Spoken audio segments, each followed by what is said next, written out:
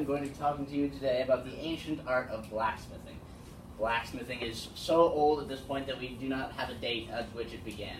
It began with just forging copper into random shapes and eventually into weapons and objects, and that which began the Bronze Age. And even after that, still before the dawn of recorded history, began the Iron Age, where people were forging iron with fire and steel into objects, into weapons, into tools, into everyday things that we now take for granted. Blacksmithing is an ancient and dying art, and I hope that today in my speech I will be able to spark a little bit of interest in its history and in its doing to all of you. So in order to start with blacksmithing, the first thing you're going to need is obviously a forge, a fire. Kind of difficult to forge metal without a forge. Since I cannot have fire today here in class, I will simply be explaining to you what a forge is and looks like using printed pictures. A poor substitute, but that's all I've got for now. So a basic forge starts off with a simple bowl. Anything fireproof will do, doesn't matter if it's ceramic or steel or whatever. It just has to be fireproof.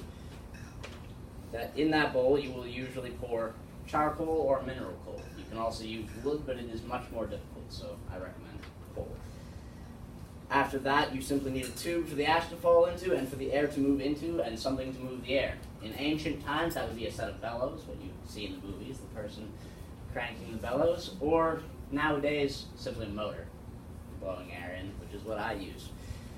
So after that, all you need to do is simply crumple up that sheet of paper, and you can use it to start the same fire that you will use to forge your blacksmithing stuff. So next, in equipment-wise, you will need stuff like this. This is a clamp. Use the turn and hold metal objects, which your hands would not be able to hold as tightly or if they are too hot. And the trusty anvil. That there is a 100-pound anvil, and that is nearly 100 years old, actually. The anvils, as they are high-quality steel, if they're any good, last pretty much forever. This one was used by my great-grandfather and his grandfather and my father, etc., all the way down to me. These tools, which this is called a bolt clamp, by the way. You can tell it's a bolt clamp because it has a circular end on this side for holding round objects, such as this, which we'll be doing today. So all three of these clamps were also hand-forged by my great-grandfather, and they're still in use by me today. Of course, the next thing you'll need is one of the most iconic pieces of blacksmithing, the hammer. Most people don't know what the hammer is actually called, but it is called a crosspeen. The peen is the backside of the hammer, and it is called a crosspeen because it is a simple cross design on the back of the hammer. There's also ball peen hammers, which have a ball, etc. It's fairly simple nomenclature done by simple people. And of course, last but probably not least, what you're going to be forging out of and into. So your first step after you've gathered all of your materials, as I have here, is to start the fire. Any kindling will do. You just simply put it in, light it on fire, and wait for the coal to be ready. After that, you will probably need a bucket of water and something to pour the water with, because obviously with such a large amount of flammable material in just a bowl, it's probably a bad idea just to let it burn. So you usually keep the fire to a very small amount, as can be seen in this picture. It's probably only about the size of your fist, depending on what you're forging. Now a lot of you are probably thinking, we're still missing some pieces here. I think you'd want some safety equipment, like an apron and gloves. I have never, not once in my entire career as a blacksmith, used an apron or gloves, and how many times do you think I have burned myself? 0. There's an old saying that says, only a clumsy smith uses gloves. That's what the tongs are for. You never actually touch the piece of metal because you use the tools and the tongs to do it. Gloves will only slow down your fingers and make it more difficult for you to do blacksmithing. Now there's a difference between blacksmithing and smelting metal. Where you usually see people wearing the big full apron, gloves, and all of the 9 yards is when they're smelting metal, actually melting it into its liquid form. There, you're going to want gloves and an apron, but in this simple context, it's not necessary. All I would recommend is a pair of safety glasses, and that's pretty much enough. So now that we have all of our materials, we can actually begin forging. So what you're going to do is you're going to take your piece of metal. This is just a piece of rebar.